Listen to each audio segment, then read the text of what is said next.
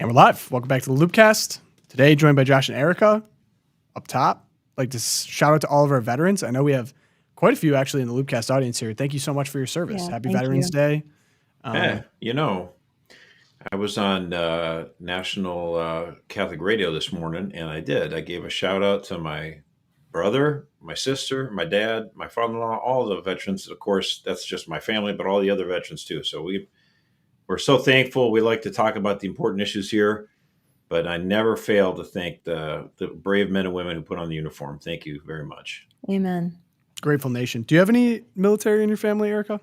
Yeah, I do actually. It goes back a little bit further. So my grandfather, he actually he was drafted World War II, but he ended up joining right after. So he was part of the Reconstruction in Germany. Then he got shipped over to Korea, and he was in Korea for, I believe, 3 years in combat. Never talked about it, of course.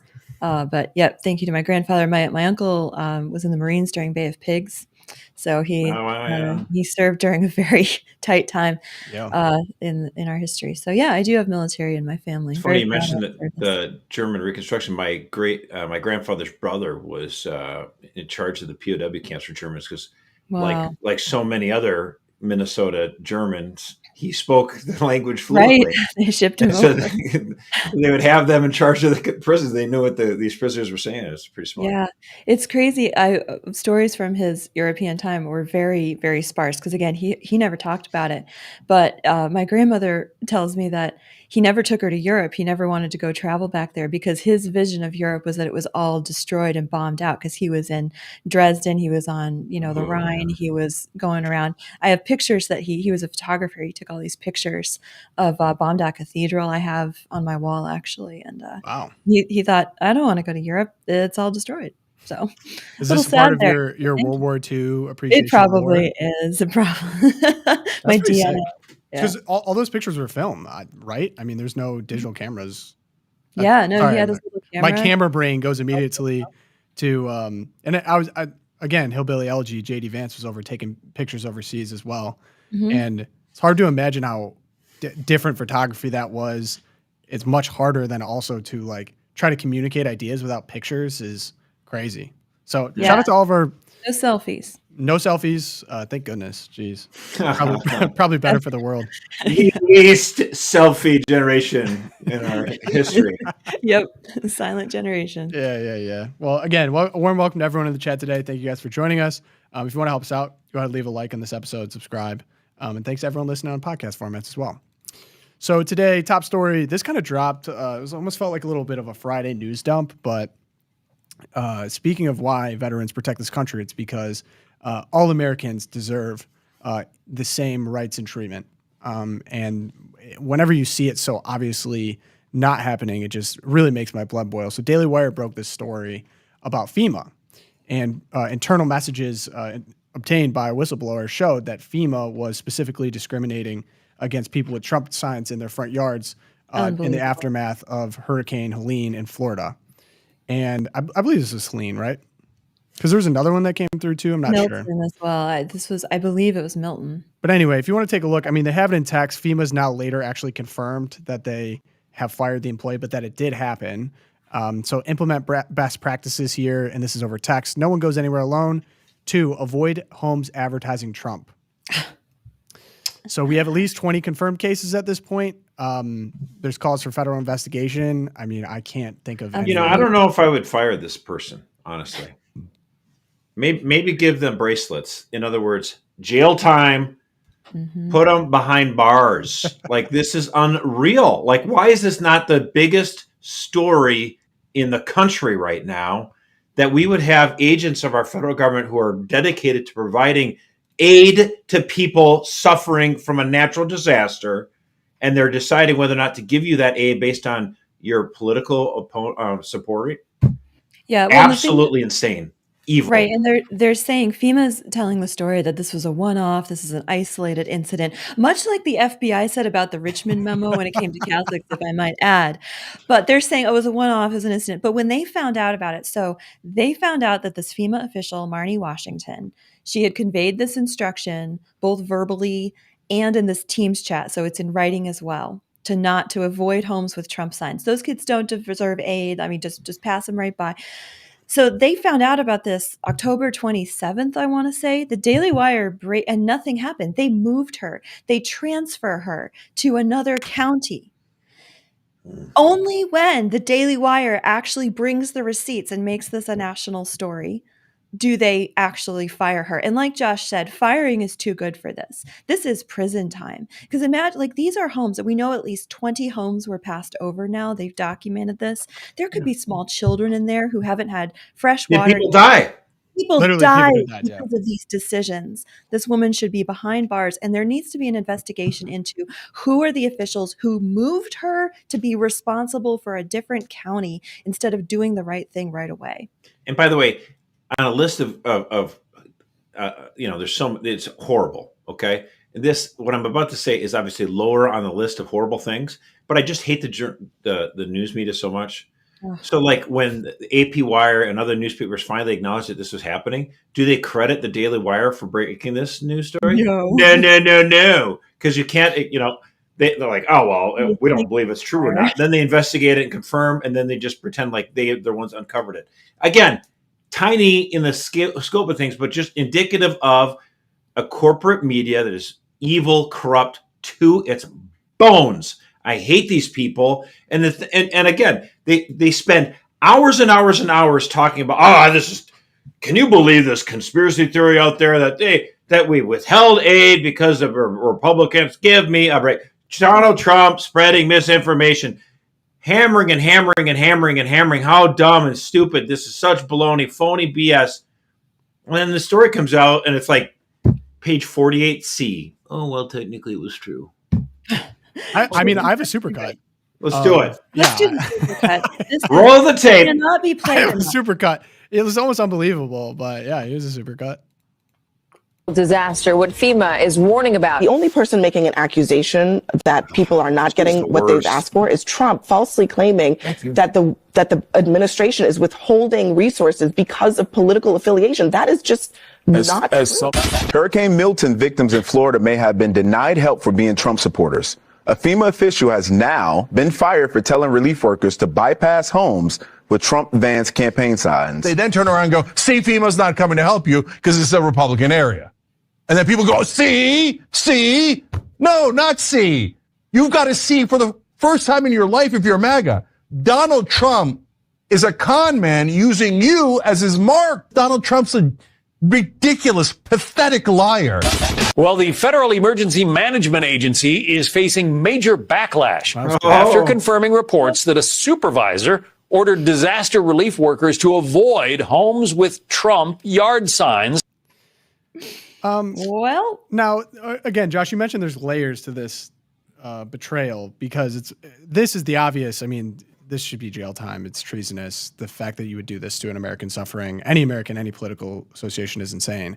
Almost as insane as using relief money to fly illegal migrants in the country and then pay for their every need. That's egregious. But this FEMA thing, you'd be hard pressed to find a greater scandal. Like this organization, FEMA, is dedicated to the fact that we want to rush aid, money, and supplies to people who are suffering from, a hurricane or, tornadoes, a mudslide. Yes, exactly.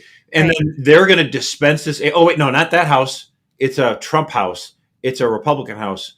Jail time for these SOBs. Jail time. And also, again, accountability. Why doesn't, you showed Abby Phillips. She's on CNN. She's the same one who kicked off Ryan Girdusky off the program for calling that one MSNBC terrorist a terrorist. So again, what you could do here is get on that. Why can't she get on her own show and say, you know what? I thought this was so outlandish it couldn't possibly be true that our own government would do this. And you know what? Honestly, to be fair, that's perfectly valid response to be like, this allegation seems so egregious and so out there, and it seems so political. I just couldn't believe it would be true but then it is true, right? And you should apologize to your audience and saying, I, like most Americans, assumed it would have never done something as evil as this. And yet, but then it's like, they kind of like sweep it under the rug. This is what drives me crazy. It's the same thing like the Russian collusion thing. They talk about it for freaking years, and then afterwards they don't say it. So the American people probably still think, oh, Trump was crazy for claiming FEMA did this for hurricane. Oh, yeah. He was right. Right. Go ahead, Well, it's Erica. like this is the look in the mirror moment that they're refusing to have with the election too. That, well, why did we lose? And could it possibly be because we're so out of touch with could it be us? No, it's the kids' fault. It's definitely the voters. Like, it's just more of that same thing. And that's how they operate. Well, you know how I think about this in one for sure. There's no way this is an isolated incident. And that's why I really believe there needs to be a large-scale investigation into FEMA in general. But you're telling me no one in North Carolina thought of doing the same thing? If oversight was this loose to allow people to send out text directives to avoid people with Trump signs, and it didn't get discovered until a whistleblower came out a long time ago, I'm sure it's out there in a large capacity. So of course. But now here's the flip side, which of course this is egregious. It's simple, it's understandable, it's measurable. It's just giving Trump more gas to fulfill the mandate, because nothing could make someone madder as an American against, these unelected bureaucrats that they're literally discriminating against them for political views at the lowest of low of low of low. Like, I don't think any normal human being would look at someone who just lost their house and say, Right. I'm not going to help them out because they voted for Kamala. Not normal people. So the gas and the fuel that he's going to get to actually do what needs to be done at the federal level, I think just gets better and better. Like, I see this as a gift in disguise that this came out. If we can Because get some of course- good out of it, sure. Right. Yeah. Thank God it came out. Because we need a clean house. I mean, it's just becoming clearer and clearer and Blowtorch. clearer. We Please. need a clean house. Drain And- the swamp. And someone asked about the Senate, and I want to get Josh's thoughts on that too, but this kind of leads us to cabinet picks. So we're starting to get some cabinet picks. Susie Wells was just picked as the chief of staff, which I think is phenomenal. She's behind the Ron DeSantis campaign. She's behind this campaign. Very successful. Great pick. The next pick we get at Border Czar is Tom Homan. Now, if He's the real deal. I like him. Right, Did a good exactly. job the first time. Let's do this again. Former Director Vice. And if you do a quick Wikipedia search, one of the first things you'll see is, quote from liberal media, he's really good at deporting people. I have a glimpse of an idea of what you can expect from Tom. And I'm very hopeful for future Trump picks if they're all going to be as devoted to their service as this. We have seen one estimate that says it would cost $88 billion to deport 1 million people a year. I don't know if that's accurate or not. Is that what American taxpayers should expect? What price do you put on national security? Is that worth it? Is there a way to carry out mass deportation without separating families? Of course there is. Families can be deported together. Oh my gosh. Talk about. Finally, someone's answering how I would answer the question. I love this. This is great. And actually, he was asked by AOC about this, like how this is so terrible. Like, you would separate them, a child from the adult. And he goes, look, if I got a DUI and I had a minor in my car, they would separate me from the minor. Like, that's what happened. She goes, but they didn't commit any crime. He goes, yeah, entering the country illegally is a crime. He goes, no, not if they're seeking amnesty. He goes, do that at the port of entry, girl. He didn't say girl, but I mean, It was implied. Yeah, I mean, just amazing. It's someone's bringing up in the chat, and I feel this way. Are you tired of winning? It's so great. No, I'm not. I'm not. And it's kind of crazy. Like, I do feel like we talk about the Twilight Zone a lot. I feel like I'm in the Twilight Zone again. We're hiring someone who is tactical and committed to our nation's sovereignty through enforcing immigration policy. Right. For the first time. I mean, for the last 4 years, we had someone who quite literally was shopping at luxury restaurants at the same time as hundreds and thousands of people were breaking our nation's laws. And not only that, you're getting even more encouragement by paying for them to fly here and paying for. So it's like, there's a little bit of, I haven't seen as much of a meltdown over Tom because it kind of feels like it's necessary. We need to bring in someone that actually is excited and cares about what he's going to do. I'm going to protect Americans. I'm going to get people out of the country that should not be here. Well, and we have the record. Again, this is like, we have had Trump before. We know what happens when Tom's in the seat. And he did a great job. I mean, he cut illegal immigration by percentage points, like double percentage points. And we're going to get back to that and stop the bleeding, like let the bleeding stop. And then we'll be able to actually reform the immigration system and get that underway. Yeah, and he actually worked under Obama. I believe he actually won awards under Obama. Like he's kind of a decorated public servant. Of course, under the most recent regime that wasn't so fond of our nation's laws or safety, wasn't great. But I went and found. So what I like about this is we kind of have. Good pick. Yeah, great pick. We have Tom kind of coming in as a bulldog and doing tough things that needs to be done. But the way that it's explained, and I've seen this explanation a lot of times, and for people curious, because of course, if you talk to certain people, they'll be like, well, we can't deport people.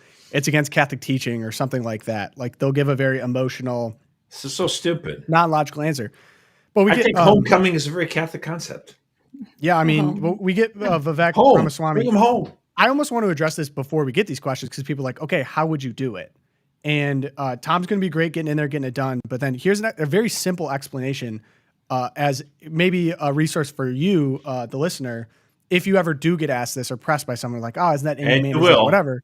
And you will, I promise. Here's a good 100%. explanation from Vivek. Now, obviously, Trump's promised, and you've talked a lot about this, the mass deportation of undocumented immigrants. First of all, do you really think that we're going to see him round up and deport upwards of 11? Sometimes he's put the number as high as 20 million people out of the United States. Is that really going to happen? Donald Trump's campaign promise was the largest mass deportation in American history. Okay. And he's going to keep that promise. And I'll tell you, let's just start very pragmatically here. I think most Americans agree with this. You take the number of people who have entered the country just in the last 18 to 24 months. That's millions of undocumented immigrants, illegal migrants, who have really no place in this country. Anybody who's committed a crime. Automatically, that already is the largest mass deportation in American history. Now take that to the next level. Not an iota, not a cent of government spending should go to subsidize this, not to sanctuary cities, not to federal aid to people who are in this country illegally. And we're going to see a large number, by the millions, of self-deportations as well. And so these are pragmatic places to start that would give us, yes, the largest mass deportation in American history. But fall far short of 11 million or more. We're going to go step by step aggressively. Donald Trump's going to stay true to his campaign pledge, but in a way that respects the dignity of the Americans who are already here. Okay, and I do think it's offensive to use, when we have $34 trillion of national debt, government funds to subsidize this type of illegal migration. That's half the problem. And if any illegal migrant is no longer a customer of the welfare state, you're going to see self-deportations combined with deportations of those who enter. Let me ask you, though. Now, that's true. Yeah, exactly. And that's what, Mercy, you've been saying when we're talking about this, like for years, basically, that it's not going to be these people are imagining these roundups in cattle cars. And trains, right? Yeah. Right. We heard about the trains. That's not how it's going to work.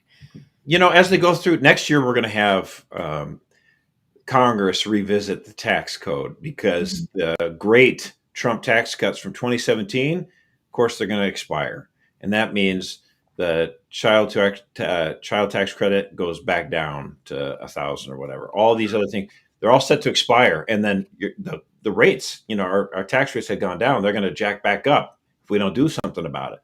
So Congress has this opportunity to fix this in the next Congress as they debate this new Congress and send a good bill to the president's desk that's going to keep those taxes low. While you're doing it, by the way, here's an idea.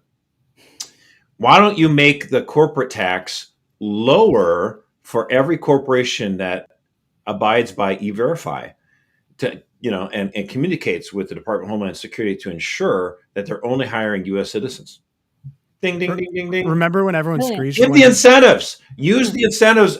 Because right now, to try to get a bill through Congress mandating that every company in the whole country have to do E-Verify, that law would get filibustered by the Democrats. So make it part of the tax code by giving it hey, we'll lower your taxes. It'll be this rate if you do this.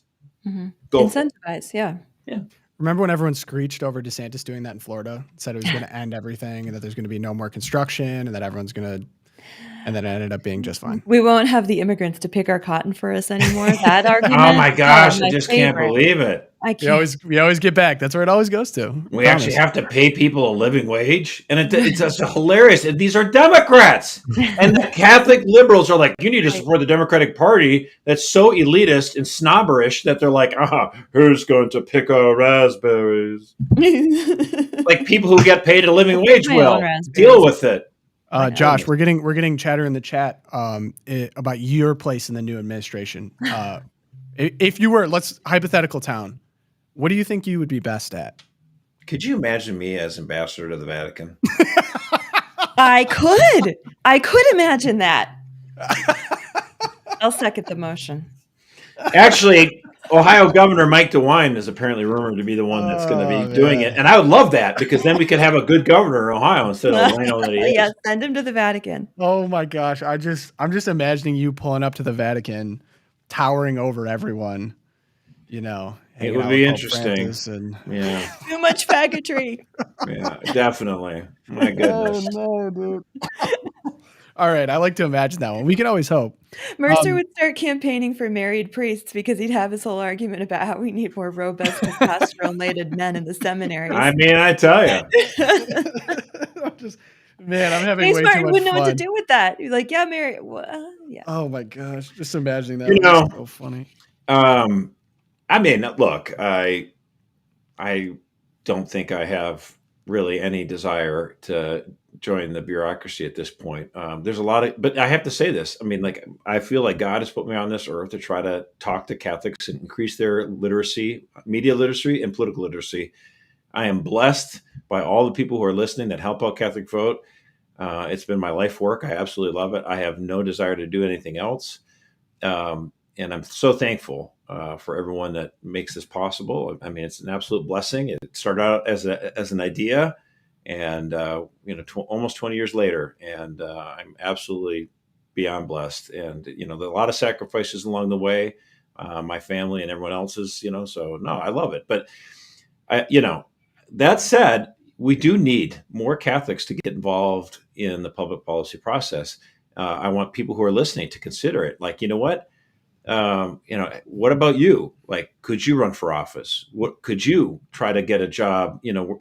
Right now, like 99% of these bureaucrats are like left-wing commies or whatever, and they all have they and their pronouns and stuff like that. It would be nice to actually have some good Catholics, inside the Leviathan state to try to move things around and maybe kind of whisper to some of us on the outside what's going on. It'd be nice. So, I don't want to ruin a cute moment, but, I think God put me on this earth to deal with you, Josh. Yeah, you're going to have to work harder then. All right. I think semi-breaking news. I'm seeing Stephen Miller thrown around. Yeah, he's got a new policy job at the White House, so that'll be helpful. I mean, I don't like him as much as on communication. He's a smart ideas guy, but like when he gets on TV, sometimes he's okay. Sometimes he's awesome. Sometimes, Well, he won't have to, right? He's going to be working in the White House doing policy stuff. I like that. That's good. Great. Love that for him. And then Elise Stefanik, UN ambassador. Stefanik, yeah. So I did not like this idea. Okay. Mm. Reason I don't like this is actually she used to be like a never Trumper. Then she found the faith and she's pro Trump. And actually, I like her. Okay. So why don't I want her for UN? I think she'll do a great job. The reason I don't like her is the margin is too thin in the U.S. House. So we're at like 217 seats in the House. We're like going to probably get to about 220 or so. Mm-hmm. And so we'll have like a 4-seat majority. And then she's going to quit once she gets confirmed and she goes to become UN secretary. Then that seat's empty for like 3, 4, 5 months. The governor of New York could kind of slow that roll too. It might be 8 months. And so then all of a sudden our majority goes from 4 seats to like 3 seats. Yeah, I love her. It's confirmed. People, the news report. It's confirmed. It's not just a rumor. Yeah, someone in the shads. But anyway. So then again. Okay, if that's your only one, fine. But don't take anyone else from the U.S. House. Why don't you? I saw someone say this online. I thought it was a great idea. Okay, Tom, you live in Indiana now, right? I do. Mm-hmm. So you got your senators, right? Yep. It's Spartz and. No, she's your congresswoman. Jim Banks is your senator, and then Todd Young is your other senator. Yeah. Someone's like, why don't we take Todd Young and make him Secretary of Commerce? He knows his stuff on business stuff, and he's probably fine. And not only that, dude, get him out of the Senate and get like a real Republican in that seat, because Mike Brown will be the new governor. He could put a real conservative in that seat. It'd be great. I mean, Jim Banks, level up on that. That was awesome. Yeah, Jim Banks is sweet. He had a good news moment too on deportation and immigration. He's solid. Okay, Josh, you got to explain this to me. I've seen people throw around John Thune and Cornyn. And this is for Senate Majority Leader, I believe. So this is because Republicans will have control of the Senate, they need to elect a Majority Leader. And because Mitch McConnell is now 150 years old. True. So Mitch McConnell said he was no longer going to be leading the Senate Republican conference. And so now Republicans are scrambling to try to pick the new leader. Okay. Why does this matter, first off? I mean, the Senate Majority Leader is the person who sets the strategy and decides what bills will be advanced, and he can put the screws on different things. So that person has incredible power. There's not a Speaker of the House for the Senate side. It's like the Senate Majority Leader is the big guy. He's the big gun. And so he can control the agenda and the votes and everything like that. So you want to make sure you have somebody there, who actually believes in the agenda. So now John Thune, he's the senator from South Dakota. I am happy that back in 2004, he took out pro-abortion Catholic Tom Daschle. I was involved in that campaign, by the way. That was very delightful. Thank you. Fun fact. Well done. I was flying all over South Dakota, man. It was awesome. That's cool. But John Thune, I mean, he's not a conservative in any means, and people are drinking, bringing up his past tweets about Trump in 2016 that were not so good, and then even in 2022. Basically was begging for anyone other than Trump to be the presidential candidate for us in 24. And so people are like, he's a rhino, he's terrible. And so most people set their guns in the conservatives to say no to him, no to him, no to him. And John Cornyn is the liberal Democrat who calls himself a Republican from Texas. I think he's a lot worse, actually. Yeah. And he's not gotten as much ire, but he would be just terrible, I think. And he's going to have a lot of the holdovers from Mitch McConnell's team. So that's the thought. Like, okay, we'll get rid of this McConnell and put one of those two other guys in. I'd be very frustrated. Okay, so can I ask, because clearly Trump's been sent with a mandate. He's put together this broad coalition, swept through the nation. People are clearly sending to take care of immigration, take care of the economy, put America first, and get the cabinet. Trump's cabinet. You want, get these guys confirmed, because that's one of the first things, first order of business in January. In fact, okay. Let me finish my question real quick. So clearly, it's been sent with this mandate. Then, if you're saying these people are kind of unpopular or rhinos, or why would the Senate not be putting up someone that matches more with what people are excited about in Trump? Well, again, you can actually have a leader who's kind of rhino-ish, the goal and the purpose of that leader is to make sure that you're well representing the 53 Republicans in the chamber and make sure that agenda gets passed. So I, number one, want someone who's with us on the issues. So I prefer not to have a rhino. And number two, I want to make sure that person is effective at getting the job done. Now, Mitch McConnell, I'm not the biggest fan in the world of, but he did advance Trump's agenda when he was, the majority leader, and he got Kavanaugh through, and he got Amy Coney Barrett through, and so, and also Gorsuch. So there are things that had been done. Again, I would like a leader in the Senate side who isn't just, begrudgingly going along, though, but that actually really believed it. Right. And so Rick Scott is by no means a hero. He's a other senator from Florida. He's way too pro-IVF. I don't like that. But of the three guys running, he's definitely the one that's most committed to the Trump agenda. And so Catholic Vote endorsed, just right before we started this program, break it here for you guys, Catholic Vote has endorsed Rick Scott and encouraging people to call up their Republican senators and ask them to vote for Rick Scott as majority leader. Is there good chances of that happening, in your opinion, or no? I think, it's a secret ballot, so we'll never know. So some people people are giving grief to Josh Hawley. How could you endorse Cornyn? Well, I'm not exactly a fan of that either, obviously.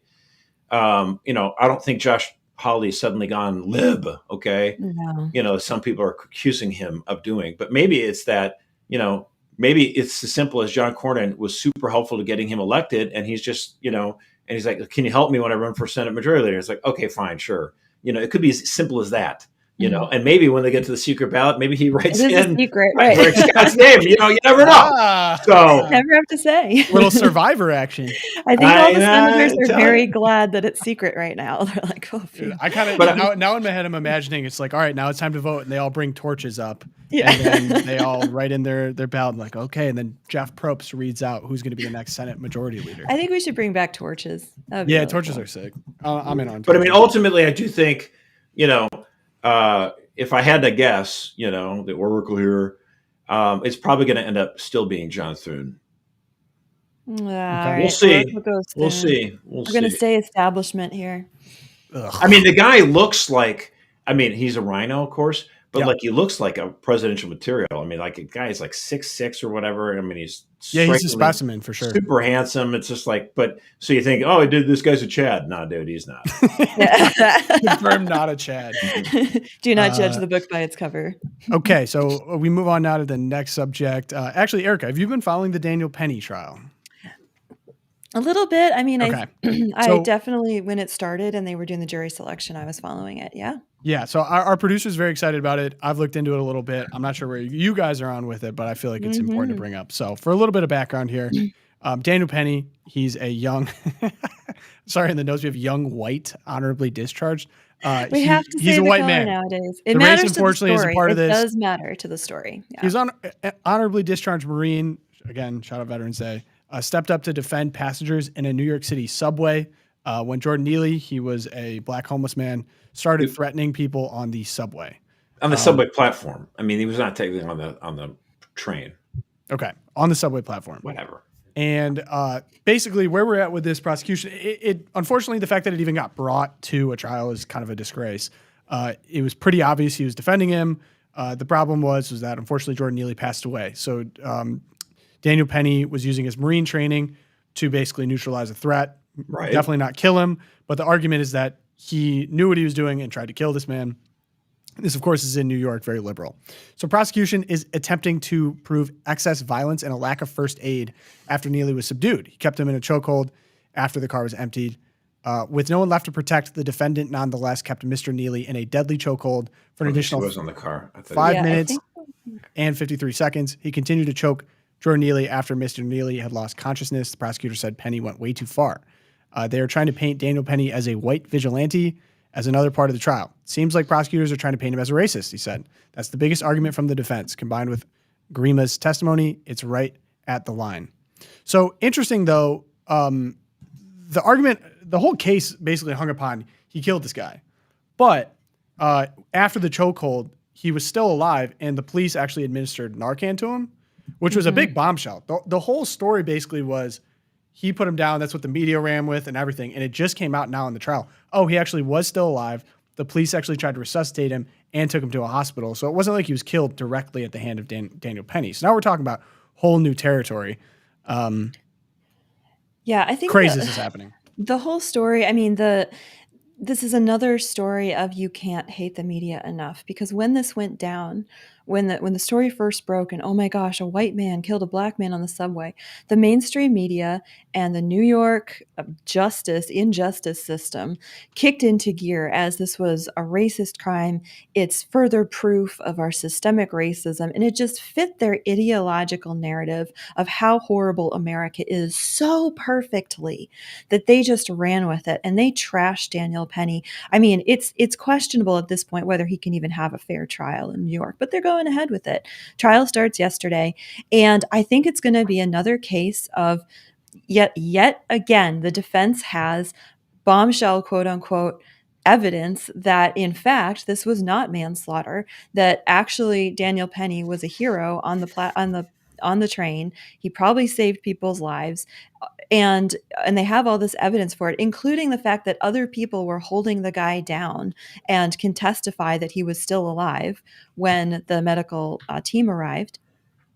But the story is going to be utterly swept under the rug. Once again, we will hear no apologies from the mainstream media. None of the late night talk show hosts who were like, oh my gosh, horrible white people. None of them are going to go like, I jumped the gun a little bit on that. Now we have evidence that I was wrong.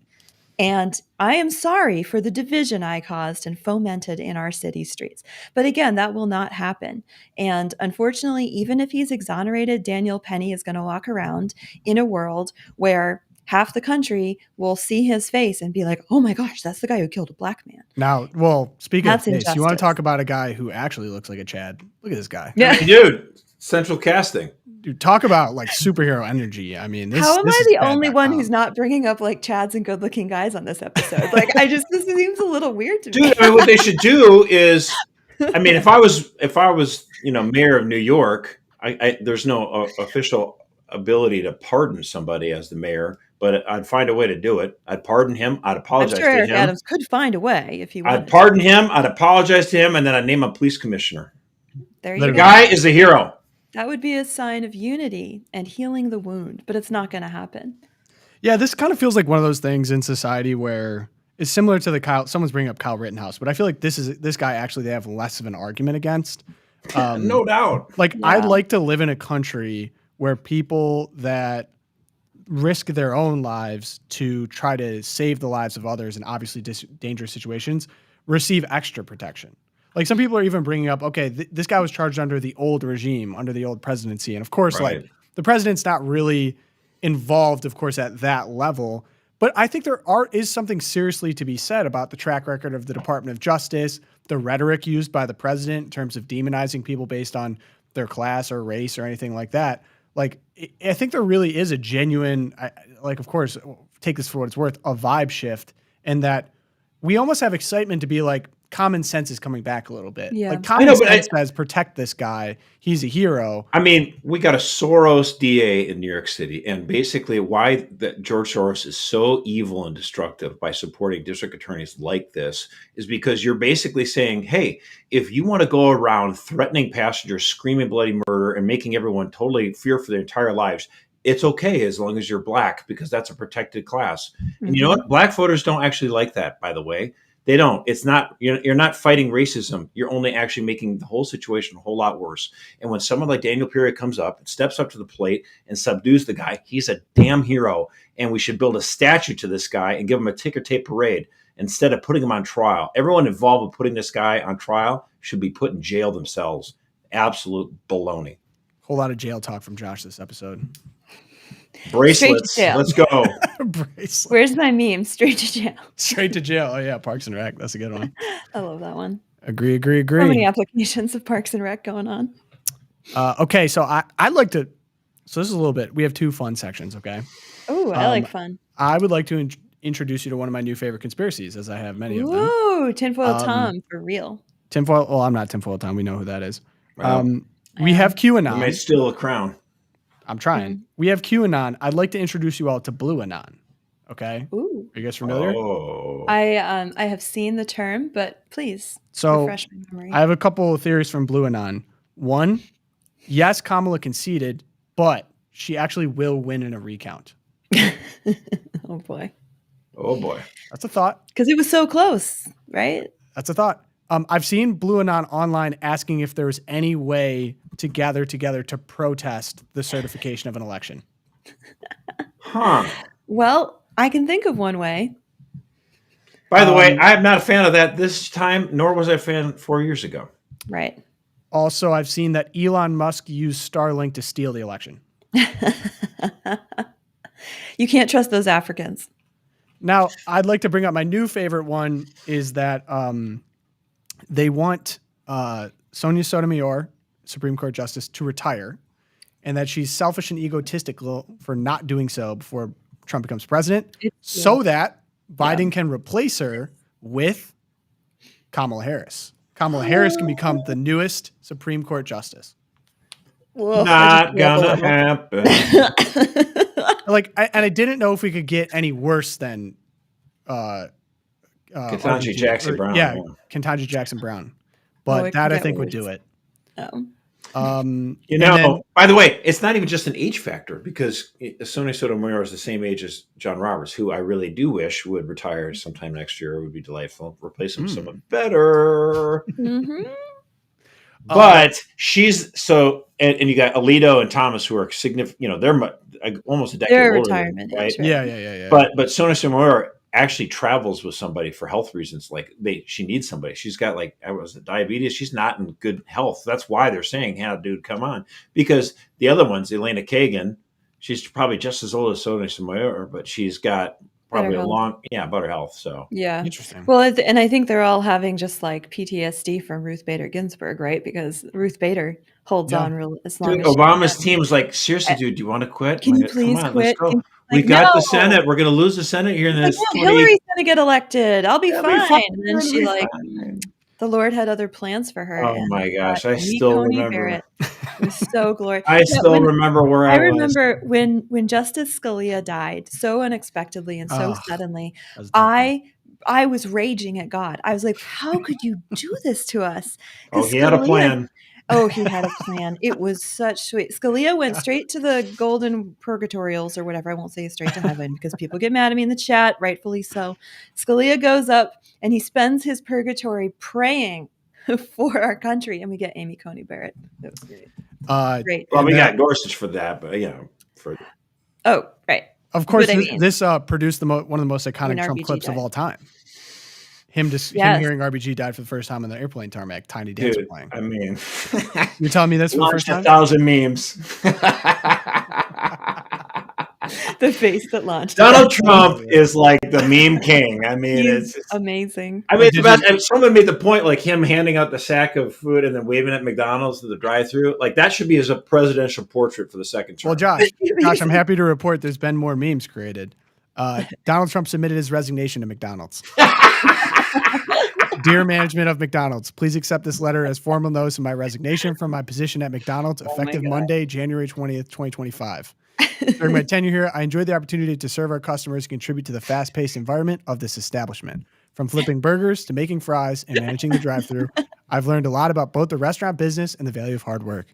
I want to thank the opportunity to be part of such an iconic American brand. The experience has been invaluable, and I am grateful for the skills I've developed, which I believe will serve me well in future endeavors. Golly. Donald J. Trump. I love that, man. So good.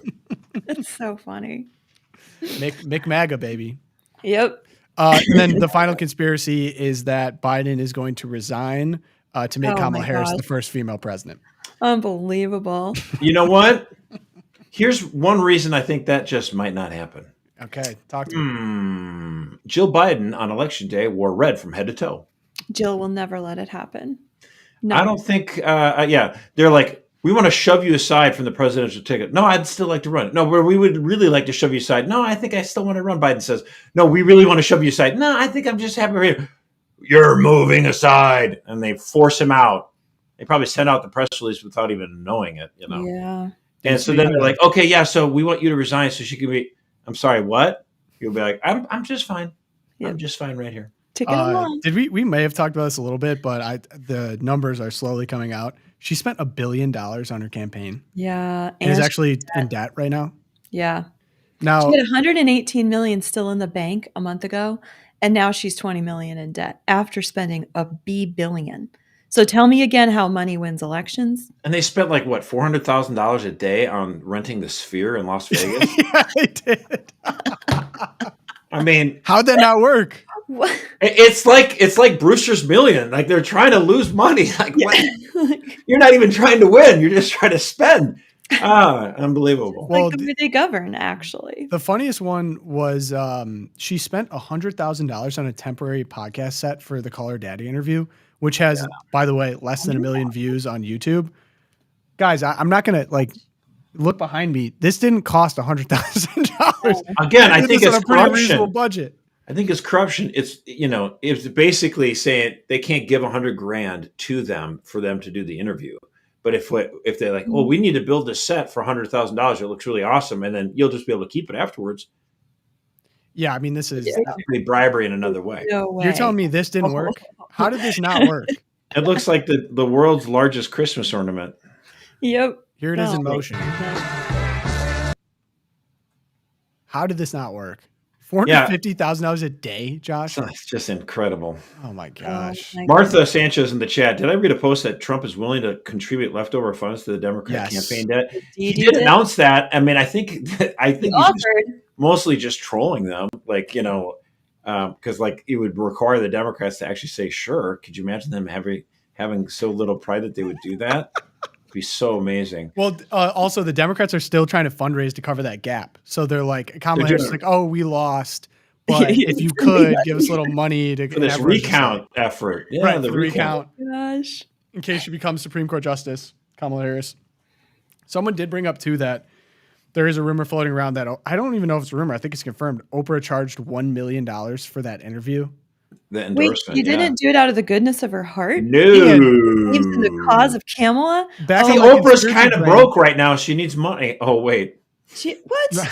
What? Okay, but here's the other thing. You remember that Taylor Swift endorsed Kamala Harris? But it was basically right after and never said another word about it, basically. It was with the cat post. Is it crazy to say she got paid for that? Nothing's off the table. Paid for I that. think people Although it's interesting, like, who's the guy now? You're going to say Joey Bosa? Martin Sheen. No, not no, Martin Sheen. okay. Who's the other guy? Who was on Bill Maher just this last weekend? Martin Michael Short? Douglas. Okay. Michael Douglas. He basically admitted that the Democratic Party is the party of the elites and the Republicans are the party of the common man. He admitted it. Yep. It's pretty I mean, impressive. Bill Maher says that, right? Yeah. Right, but isn't that becoming kind of obvious? Like even That's I think obvious is Not one thing. That they would tonight. recognize the obvious is not a slam dunk. definitely not a slam dunk, but it was funny. I tweeted this out, but I finished the Hillbilly Elegy. I know I keep bringing it up, but it's really good. Highly recommend. If anyone has not read this, it's going to make it even more insane. I got my autograph copy. Oh, that's awesome. Dude, that's actually awesome. I got mine from the library. I'll have to put it back. But it's You insane should get that an autograph first. well, first, there's so many things insane about this last campaign, but that the weird thing was like, oh, we're going to get him with this weird thing. If you read this book, he's like the furthest thing from weird. I mean, and his language is completely explained here. I mean, he's a hillbilly. He grew up in it. He is a hillbilly at heart. He had his hillbilly protector mama. But in the afterword, so this was, I believe, a couple of years after it came out and it sold millions of copies, New York Times bestseller list. If you take a look at a very small part of the afterword, I thought this is like champagne. At the end of the book, we have better policy requires better politics. However, and like many people, I find new reasons each day to wonder whether our politics are remotely up to the challenge. To the degree I've commented on politics in the last 5 years, I've usually argued that my own party has to abandon the dogmas of the 1990s and actually offer something of substance to working and middle-class Americans. And despite all my reservations about Donald Trump, I ended up voting third party.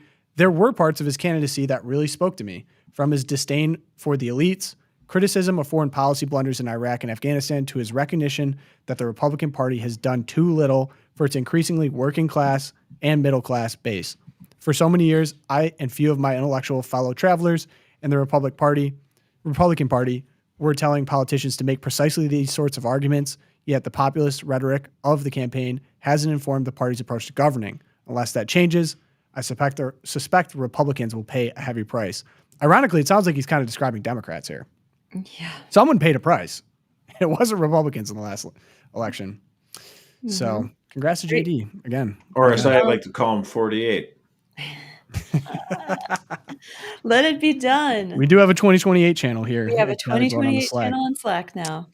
Marcera dubbed it over the So I dug out of the mailbag. We're getting some more criticism. And this guy does seem to have a good sense of humor, so I'm willing to play ball here. Hello, Loopcast. All three of you are too gracious to Elon Musk. Buying Twitter was, of course, excellent, but I'm surprised at the lack of any pushback on his plans for AI robots and going to Mars. He wants to set up a colony there, which means children will be born there alienated literally from their planet, a tremendous injustice. He has also said that he hopes that people will not have to work in 20 plus years since AI robots will do it all for us. Catholic ears should hear that as not have to work. You mean he wants to enslave us all? Yet we sweep it under the rug as, quote, American ingenuity. Why don't we stop wasting our time trying to go further into space and replace human beings with robots and instead spend our money trying to build the world's next greatest cathedral here in America? This is not coming from a grumpy old man, but a 32-year-old husband and father of three who works in finance tech. Please consider giving a voice to this Catholic hipster's perspective. Overall, love the podcast. Hipster. Just holding you accountable. Well, I don't know what to hold accountable. I mean, like all three of us would agree with that. I mean, like in general, like what? I don't want to build more cathedrals. I'd love to build cathedrals. I think what he might be getting at is I did get very excited about Elon Musk and like the rocket ship and hugging it like a baby, Donald Trump line.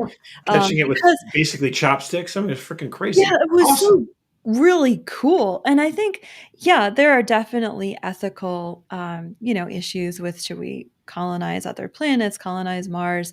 I mean, I think work is a great thing. It's one of the great blessings. It predates the fall. I'm Major JP2 and Jose Maria Escrivá when it comes to work and labor for sure. And so obviously Elon Musk, not being Catholic, doesn't have that perspective yet. And we need to hold him accountable to it. I think he might be going in that direction. He himself works a heck of a lot to want to. He's at least pro-natalist and he's pro-free speech. That's what we thank him for. Yeah, we're walking in that direction. But I do think that the excitement about space travel and that like new frontiers, there is something deeply human about that. And what we were speaking about is, the American space program, 1950s, 60s, we were excited about that. Like Americans can do this amazing stuff with technology. And I think that losing that forward thrust of a civilization is a sign of decadence. And the fact that Elon Musk might be bringing back some of that excitement about new frontiers is a sign that perhaps the decadence can hit rock bottom and we can turn around a little bit. I think that's a great point. Sure. Yeah. But having excitement about human ingenuity and new frontiers is a sign of hope and natalism, metaphorically speaking, that I don't think we should just be like, no, don't go to Mars. Should babies be born on Mars? That's another question, probably a whole episode of something. But yeah. I'm surprised by another one. No human life on Mars. Like, what is the objection? I mean, I have no desire to go there. But I want to die here. It seems such a curious thing. I don't know. First we have to go to the moon, but second, putting Elon in charge of building cathedrals is not what comes to mind, unless you want your cathedral to look like a Cybertruck. Right, and I'm not sure the next great cathedrals will be here. I'm thinking you look at the church population and the way that cathedrals that were so great were built by the poor and the working class. I mean, we're looking at Africa and Asia for the next great cathedrals. I'm going to AI a Cybertruck cathedral after this, and maybe I'll tweet it out. We'll see what it comes up with. Cybertruck cathedral. But again, this is one of those things where I want to make sure when we're talking about issues as Catholics, like, okay, is it better to start building better cathedrals today than it is to go to Mars? I would say yes. I'm not against, but we're Catholics, so I think it's a both. But I mean, if I had to choose one, obviously the cathedral. But in general, when we praise somebody for doing something good, I hate it when people are like, but he's bad on other things. Like, yeah, so what? Okay, I'm not saying he's a saint on everything, but the guy just gave all of us Americans the right to free speech. That is a huge thing. Right. Which I don't think he gets enough praise for. Yeah. Yeah, no doubt. I mean, like, think about how much harder it would be to convince Americans like of the right path if every time the media censored it. We're able to get these articles out and this news and information out because we have free speech. That's awesome. Mm-hmm. I'm thankful to the good Lord for getting Elon Musk to buy Twitter. I mean, let that sink in. Yeah, and he's just really funny. And I think his name's Matt. Matt, you're in the chat. I see you there, buddy. Oh, hey, Matt. What's up, Catholic hipster? Another thing on Elon and I know this is all kind of in fun, Jess, whatever. When I think of Elon, I think of progress. And of course, progress in itself isn't necessarily good. Like you need to, of course, measure that with reason and prudence and everything else. And I don't doubt that that's going to happen. But when I think of progress over the last 10 years, whenever I think of that word, I'm thinking of like quote unquote racial progress or LGBTQ progress, basically just digging into these identities and making that the center of everything that we can quote unquote improve on instead of, and what I think is so inspirational about Elon Musk is he's like, when I think of progress, I think of actually creating things. I think of breaking frontiers, like legitimate frontiers. Like, how do we solve the problems plaguing our own country? Like, like what he's done with Tesla. Think what he's done with SpaceX. Starlink. Yeah, exactly. That to me is like what used to be progress, I think. Right. And it's just been so dominated by this weird identity politics, quote unquote progress. Yeah. And so the more, even if he just starts the seed of that to plant the seed for the next generation of like, no, this is what we think progress is. Like, we actually want to go to space. We want to solve problems in the country. We want to make a better life for people instead of just demonizing and attacking. The internet's the best one example of it, where the federal government's like, we need to make sure people get high-speed internet in remote rural areas. And they're like, oh, great, we'll have the federal government do and spend billions to do it. And Elon Musk's like, dude, I got Starlinks. I'll just, for a fraction of the price, this would save everyone money. It'd be great. And the government's like, la, la, la, la, la. You're the wrong person. You're evil. I don't want to do this. Like, what? Yeah. Well, Right. Well, and I think it was this weird thing with progressivism that we, at the time when America became sort of the center of technological progress, which is what I think you're talking about, there was also this hijacking of that progress to be like, okay, progress is that, and it's also molding people to think the way we want them to think, and to this sort of transhumanist push, and sort of what we want to say is no. We want technological progress and improvements for the sake of human flourishing so that humans will be more free. But progressives are like, no. We want technological progress so that we can better control populations and mold them into this utopian society of transhumanism that we all have in mind. So it's a different worldview on what progress is and what it's for. Yeah. I think back to the Roman Empire. I think back to the Roman Empire too. I know you do. And like it almost feels like we're at the point, and maybe this is part of it in my own mind, it's like, what could we invent? What's new anymore? Like everything's already been done. Oh, no, there's not. Exactly. And I think like back to the Romans, like they probably thought the same thing. But then of course, look at all the innovation that came out of there that actually legitimately was a benefit to generations of the world. Yeah. I mean, it's crazy. Albert Einstein, like, go back to like some of the greatest inventors, thinkers of all time. Like their contribution to like the entire mass of humanity is insane. It feels like we're on the cusp of that, which is sick. Like I'm in on it. He's here for it. He's here for real progress. I'm in on it. All right, Josh, Twilight Zone, what you got? Well, I just thought, just a little political back in time, if you would, when they decided to interview former House Speaker Paul Ryan. And he had some thoughts on what the Republicans should do in the upcoming 2024 elections. Let's roll the tape. Did you write him in, Josh? Jonah Goldberg did. I'm not a Trump fan. I want to win. And if we nominate Trump, we're going to lose. He hasn't won anything since 2016. Mm-hmm. We lost the House in 18. We lost the presidency in 20. We've lost the Senate. We would have won the Senate this time in 22 had it not been for Trump and his nominees in some of our key primary elections. And my guess is we probably would have picked up 10 to 15 seats in the House if it weren't for, his involvement. I'm not a Trump fan.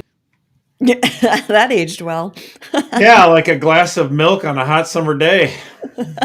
Did you see some people made a fan edit basically on Twitter of like, I wish we could get back to this in politics, and it was Liz Cheney, Mitt Romney, Paul Ryan, John McCain. Yeah, like Mike Pence, maybe something like that. Yeah, I had a relative who was very sad about the election, and there's no way she's watching this, so I'm going to say it. But we were talking to her over the weekend, and she's like, "Yeah, I don't understand what happened. It was really disappointing. And you know what? I really miss the old establishment Republicans. My mom was an old establishment Republican, and I miss those guys." I'm like, yeah, because they were losers, and you won. They were the Washington Generals. I didn't say they would lose. They would lose every time to the Globetrotters. Yeah, that was Demure and like Camelot. That's a great. Every time I'm going to think of those people, I'll think of the Washington Generals right now. The team designed to lose to the Globetrotters. That's why they're on the court. And we just fired all of them. Erica. All right. I loved this woman. She just ran for Congress and won in liberal Washington state, Marie Gluesenkamp Perez. And this particular, let's see, if you could pull up that. Yeah, I have the video. Let's roll. This is what she was diagnosing, and the reason she won were all the tiny little gnats of stupid that bring down the mammoth of empires. This is exactly why we are seeing a turnover right now. Hi, it's Marie Gluesenkamp Perez here. I want to tell a quick story about a bill I'm working on called the Banana Act.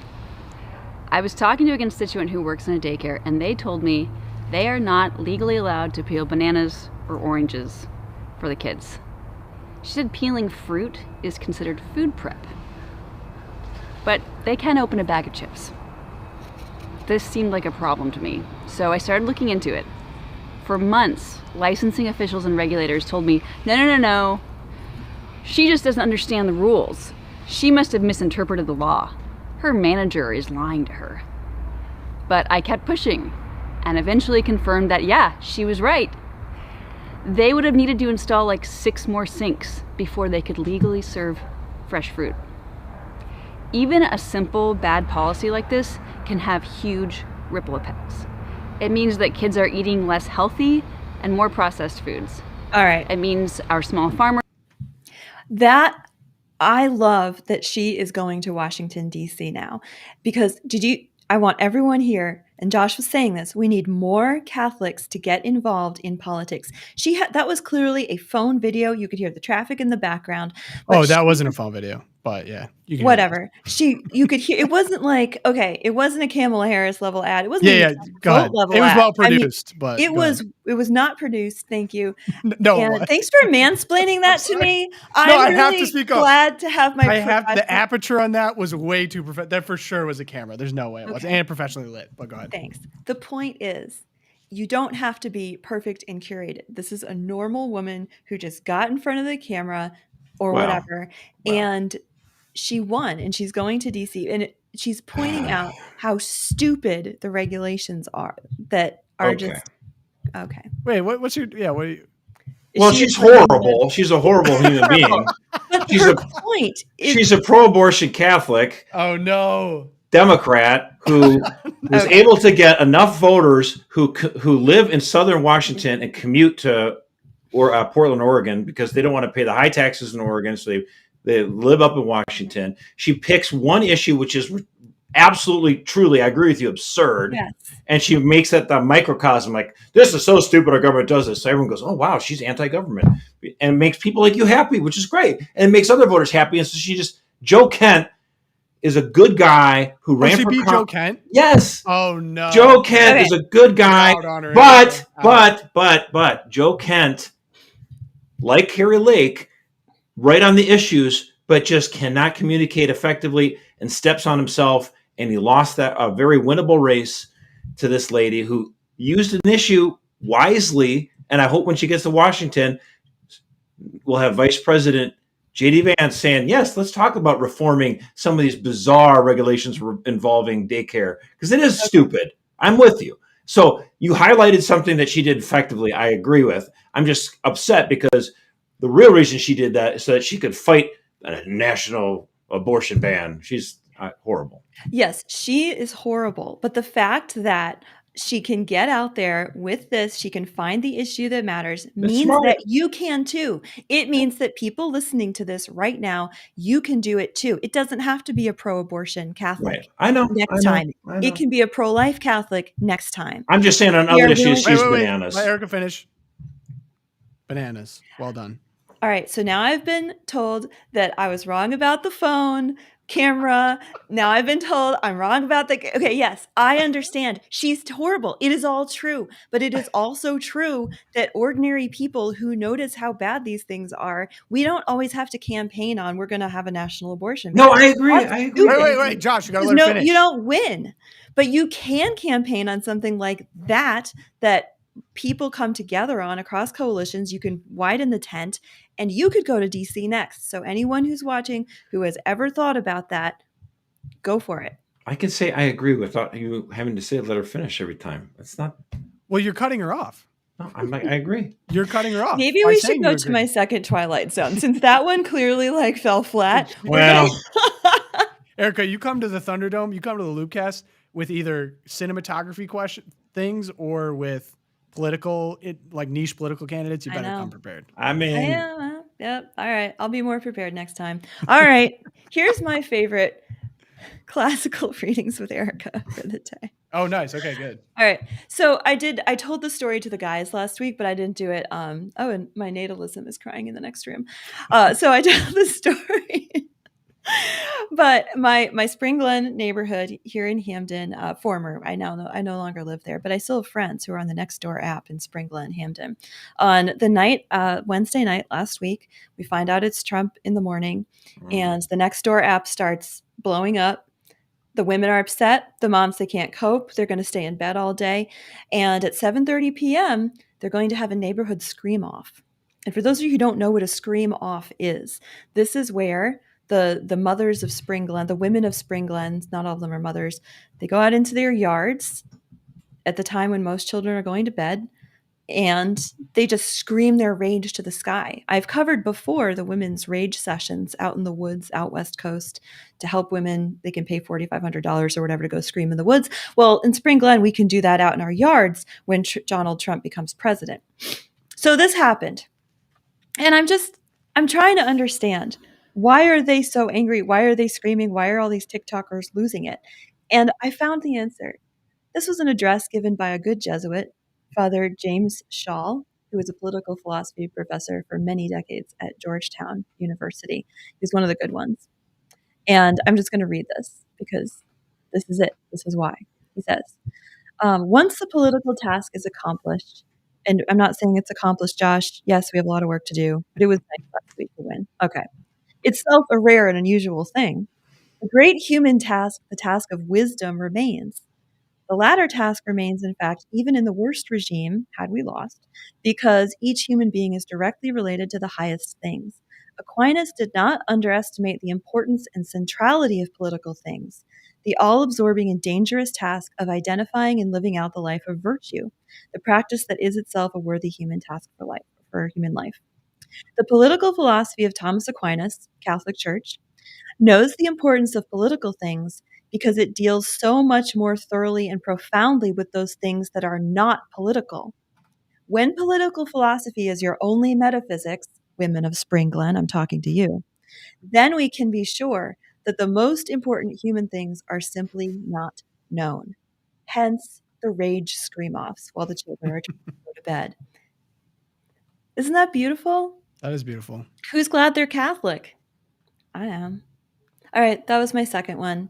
Do you want to mansplain it to me? I mean, the man. Why am I getting a hard time about this? Josh was interrupting you the entire time trying to argue. That's just Josh's shtick. That's Josh's thing. I'm I trying to give you more the of you Because I respect you as a woman, I'm not going to put the I kid gloves appreciate on. that. No, that's why I'm on this podcast, because Good I comeback. appreciate that. Good comeback. Okay, it's my time. Everyone knew this was coming. You know, and a certain event in America happens every Sunday night in the fall. It's called Sunday Night Football. And I actually did have someone email me saying, stop talking about sports so much. And I said, Mac, you're going to have to suffer it. Now, why do we love sports, right? Why do we love sports? Because sports teaches you virtues, provides a good platform to glorify God. Human achievement, right? You can watch people beat each other up, and it does prove God is real because there's no other explanation. He has blessed the Lions. I don't understand it. They should have lost that game last night. There's no reason they should have won. And they went off of a last-second field goal because this team is blessed by God. That's the only explanation. However, now the kicker delivered. So some background. Jake Bates, he was literally a brick salesman, I believe, as early as the summer. He thought his career was over. He was kicking in like a knockoff league called the UFL, and the Lions kicker gets hurt. They need to call him up. And he said, sure.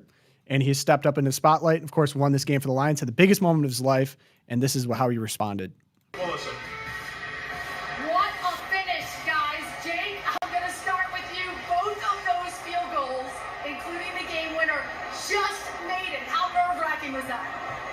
Yeah, I put them a little too close to the post for comfort, but luckily they went in. I mean, Jack and Hogan are so good. We work so hard, so I have so much confidence in the operation, in the line protecting, and I was just happy to do my job today. And just recently, you were a brick salesman. You thought you were out of football. So what does this mean to you to come back and do this in your hometown area? Yeah, I mean, I think it just shows, how good the Lord is. He's so faithful, and man, my story is, if anything, I just hope people can see Jesus through my story, and I mean, that's what I'm here to do is not make or miss or be a good kicker or a bad kicker, but spread the love of Jesus. So, hopefully I'm able to do that on the stage I'm given. Awesome. And Come on. I guess that makes up for him once being a soccer player. Josh, I was once a soccer player. Yeah, I judge you. So this is my thought. As soon as it happened, I was like, hey mom, can we have Harrison Butker? And it's like, no, we have Harrison Butker at home. His name's Jake Bates. Oh, that's sweet. This team's blessed by God, and I've thoroughly enjoyed the ride. So shout out to Jake Bates, glorifying God in a huge moment there. I mean, how easy would it have just been? Like, you thought you never make it. You hit the biggest field goal ever, just to be like, that was awesome. I feel great, whatever. And it's like, first thought, God is so faithful. It's the best, man. I just love that. I can't get enough of that. Positive vibes to send you on your way on this Monday. So, we will have an upcoming draft episode, and I'm going to tease. It's food related. So, and it's not about New Haven pizza. It's not about New Haven pizza, although I guess we'll see. You might be able to bend it in there somehow. Yeah. It's going to be a heater. So I'm going to say right now, that's going to be next week. We'll have that as the Wednesday episode to send you guys on the way on your travels to Thanksgiving. 2 weeks. Thanksgiving. Yeah. I wish. 2 weeks to Thanksgiving. So it's 2 weeks. Excited for that. God, dude, I don't even know what. Sorry. It's been a little bit of a whirlwind. I'm not tired of winning yet though. If you want to help us out, like this episode right now, subscribe. If you're not on YouTube, helps out a ton. And then you can be there for when we do fun live streams for live events. We're going to be doing plenty of those. Leave us reviews, Apple Podcasts, Spotify. You can comment on the YouTube video. Say what's up to everyone in the chat. We do this live 11 a.m. Monday, Wednesday, Friday, Eastern time. Every Monday, Wednesday, Friday. And it's a solid episode. Join the Champions Club. If you want to help us out, it's the best way to help us out. www.CatholicVote.org/champions. And it's a good episode. Any closing thoughts? It's a new dawn. It's a new day. It's beautiful. All right, we can go with that. St. Thomas More, St. Fidelis, other Guadalupe.